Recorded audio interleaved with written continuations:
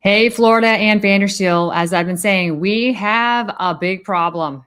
A big problem. We just had our primaries last week, and while Byron Donalds was the Republican nominee and David Jolly the Democrat, what happened at the polls during the early voting and on the day of the primary on August 18th was anything but usual. It was business as unusual, as we have become accustomed, unfortunately, with the way government is run these days.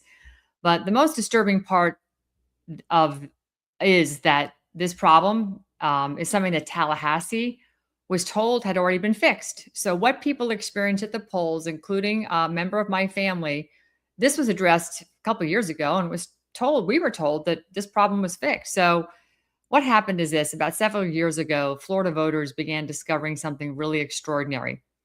They would go to the polls. I'm sorry, they would go actually into the DMV to renew or update their driver's license and then later discover that their voter registration somehow had changed. Republicans became NPAs. Democrats could even become an NPA, non party affiliate, like an independent, right? Some voters apparently did not know anything had actually happened until they showed up to participate in a primary election.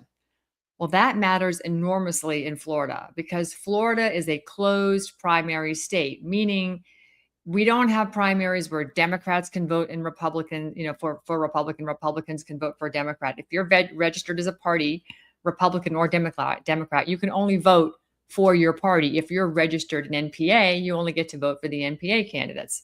So you just can't cross across party lines and vote in primaries. So on the general, you can do that, but not on the primary.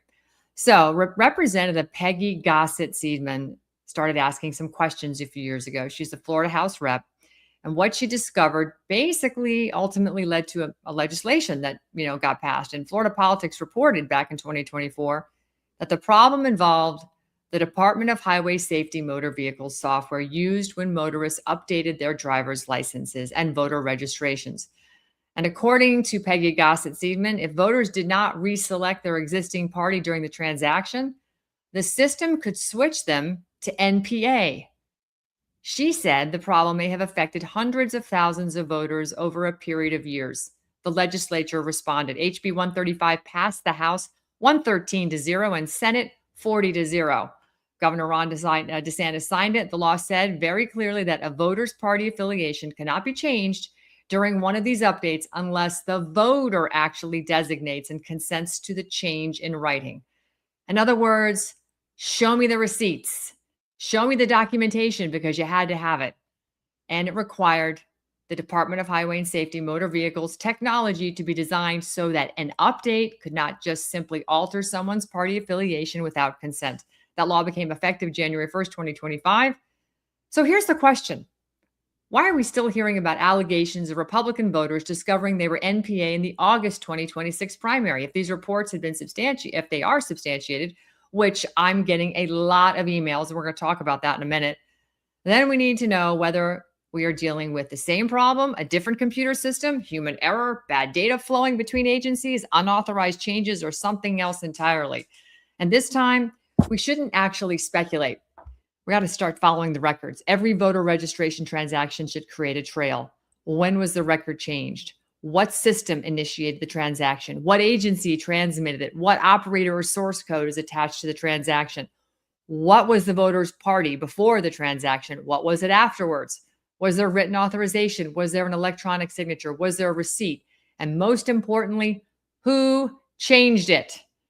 That is why public record requests are now being sent to supervisors of elections around Florida, because if these systems preserve the transaction histories and audit records that election officials rely upon, those records may allow us to reconstruct exactly what happened voter by voter. So today we're going to go back to the woman who helped expose this problem the first time.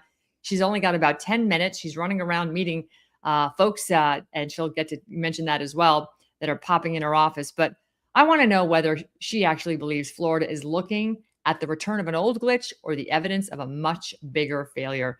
Peggy Gossett-Seidman, she's a Florida State Representative, Republican representative for House District 91 in Palm Beach County. She was one of the lawmakers who sounded the alarm after Florida did discover these problems were happening, switching party affiliations. She sponsored HB 135 in 2024 to prevent party affiliations from being switched without anybody's knowledge. Representative Gossett-Seidman, welcome to Steel News. Thank you so much for being here. It is great to have you. I know you're very busy. You told me you were running around with Byron Donalds and his new lieutenant governor pick. So Yes. good to have you. Good. Thanks for having me. And it's a pleasure always speaking about bills that we put in place and maybe need reviewing again. Yeah, maybe we do. So how did all this first come onto your radar? What were constituents contacting you and saying, that was happening to them at the polls? Sure. Well, the first time I ran, I heard a few people say, "Oh, this isn't my party." The second time I ran, people are saying in the primary I could not vote because I'm listed as a DMV, but I'm a lifelong Republican.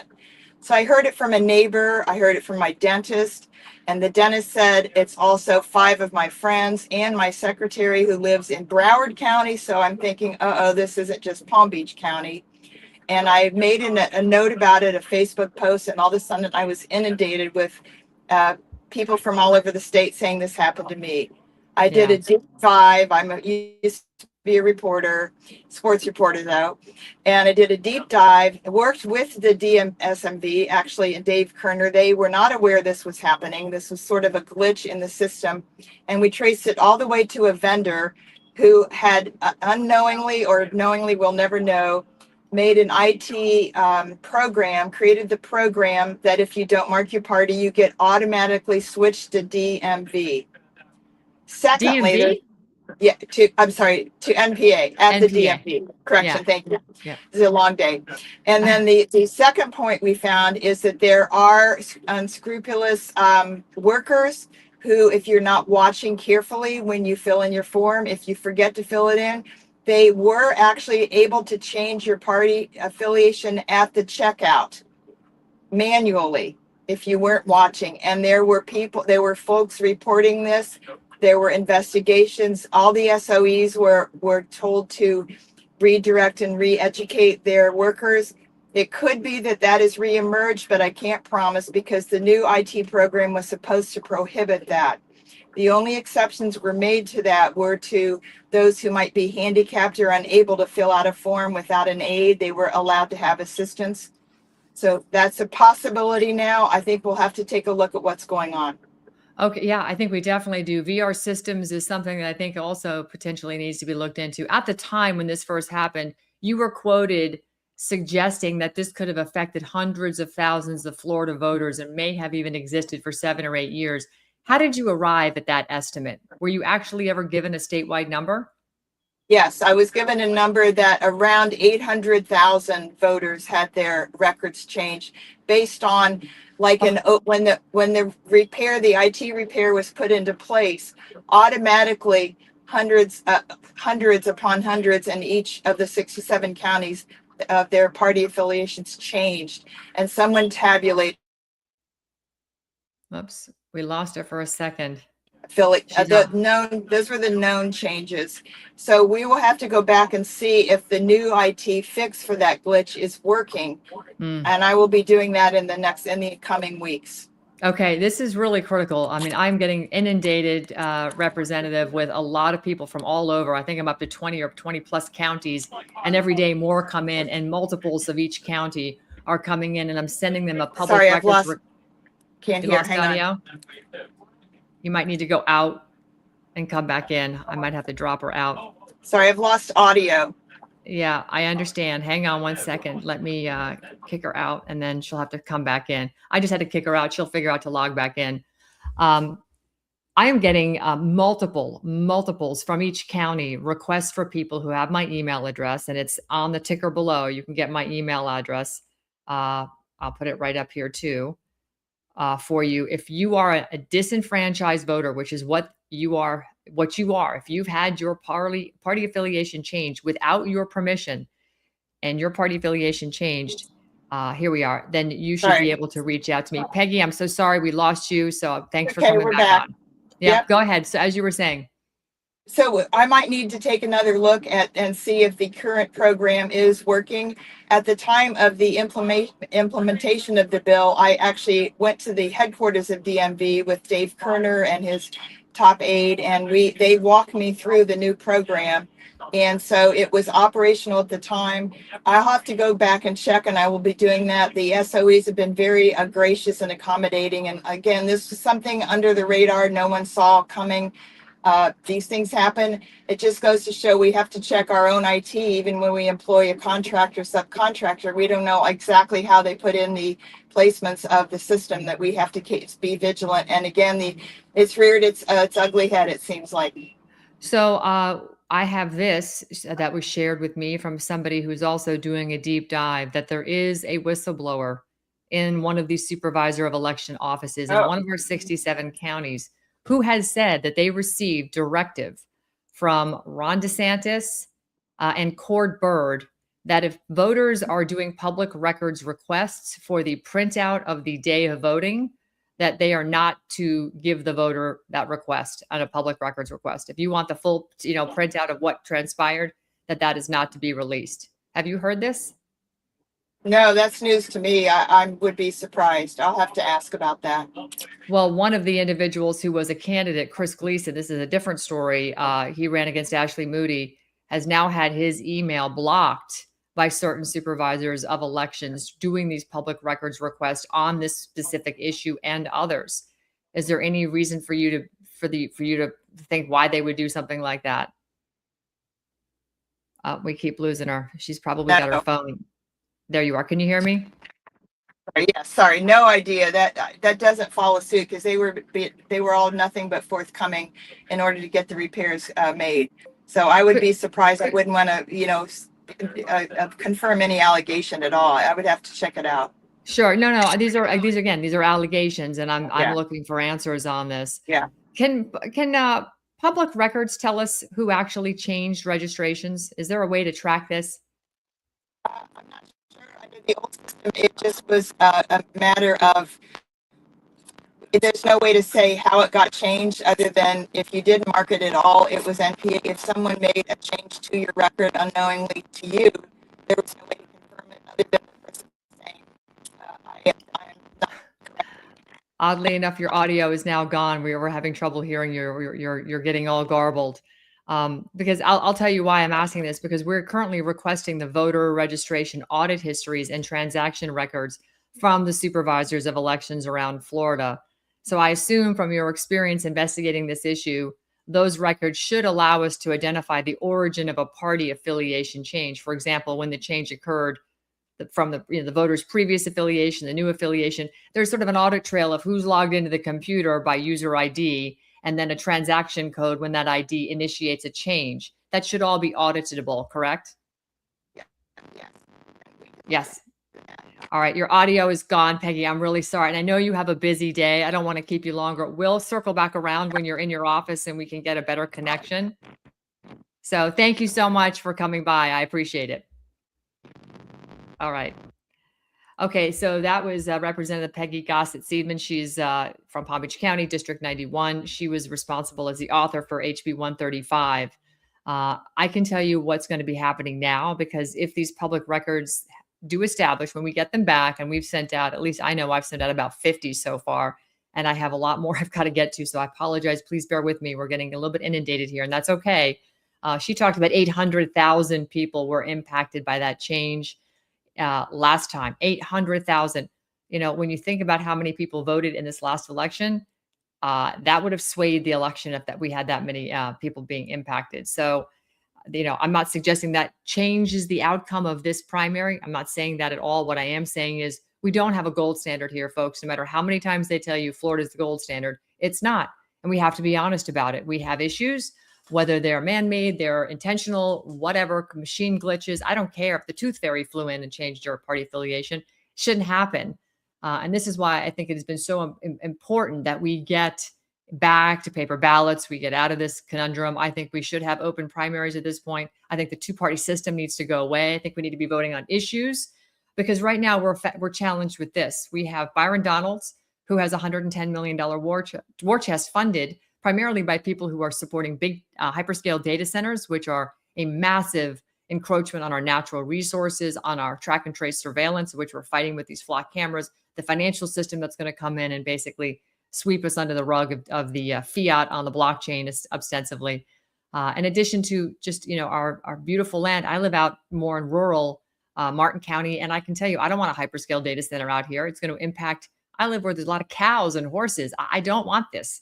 So I specifically left the cities for peace and quiet. I don't want one of those things here tapping into our aquifer, requiring more infrastructure to give more power, more transit stations or transmission stations, substations built to power these things. So we need to understand, if you have Byron Donalds, who's being funded by people like that, and you have David Jolly, who's a Democrat, crossover Democrat. He was a Republican, by the way, crossing over to the Democrat side, who is really anti-gun, but is also anti-hyperscale data centers. Now you see the conundrum. We've got two wings of kind of the same bird. And at this point, you almost wonder if neither one of them is really campaigning very hard. Is the fix in? I mean, was this another, attempt to discourage people like, Paul Renner or James Fishback or Jake Collins getting a shot? I don't know. We don't know. We don't know because we don't know the scale of what happened here. And frankly, if we have election problems like that, should we even be having an election in November if we don't have this issue cleaned up? And it's August 26th.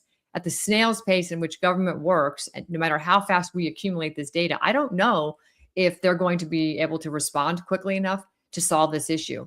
So it really comes back down to you, the people, especially you here in Florida, since this is our election, this was our issue. You see my email address on the bottom? That comes to me personally.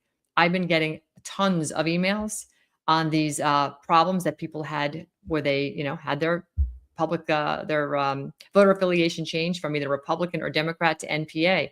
So I just need to know your name and your county, and I will send you the appropriate public records request form. All you need to fill in is your name, your birth date, and send it to the email address that's attached into the top of the letter. Send it directly to your supervisor of election. Save the document and then reattach it in an email. I couldn't make it easier for you unless you asked me to fill it out for you, but I can't do that. That would be dishonest. So I'm sending you guys the public record requests, and we'll get all the data back so we can find out exactly what happened, because we're asking to find out who was the user ID.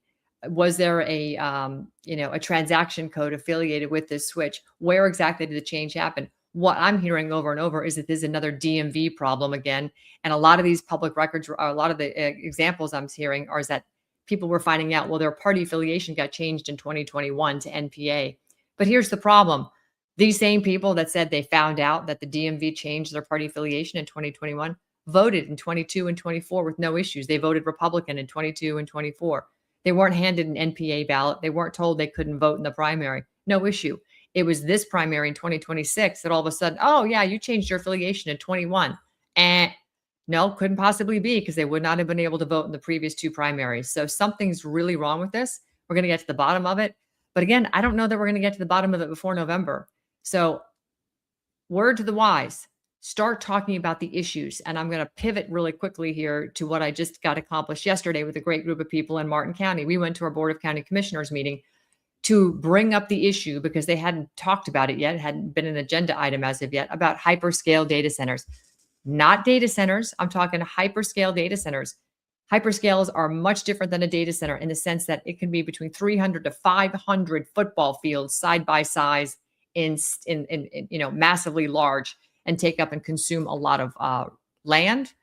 It'll turn that land into non-permeable land, so it becomes stormwater runoff as opposed to water going in the ground back and recharging the groundwater or aquifers. You've got to include a lot of transmission lines out there, power, noise you can hear, noise you can't hear, which is even more deleterious to the environment, particularly the livestock and agricultural, farms and so forth out there.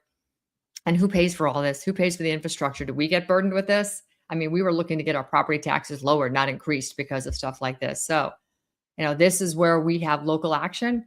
And this is why elections are important, but you've got to shore up your county. So we went to the county yesterday, made public comment. There was about 20 people there.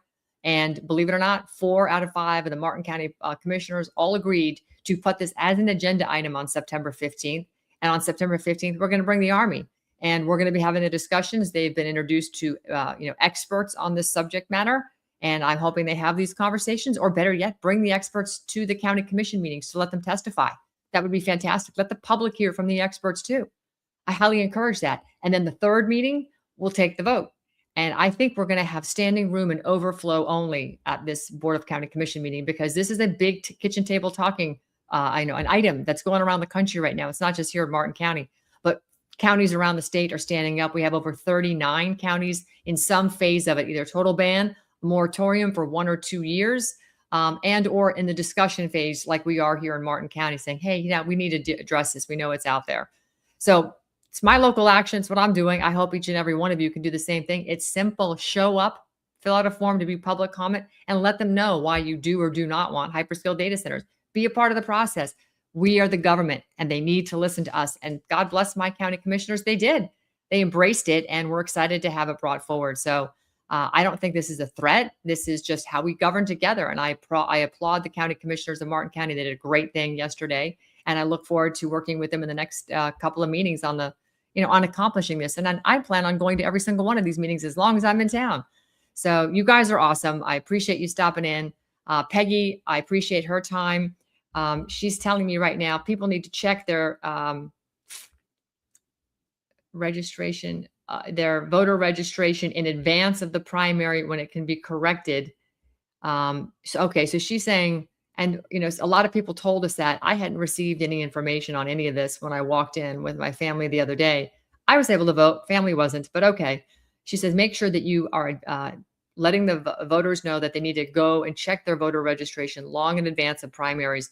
And if they are listed as non-party affiliates, NPAs, they won't be able to vote. It's not that they can't vote at all. They just can't vote for their candidates.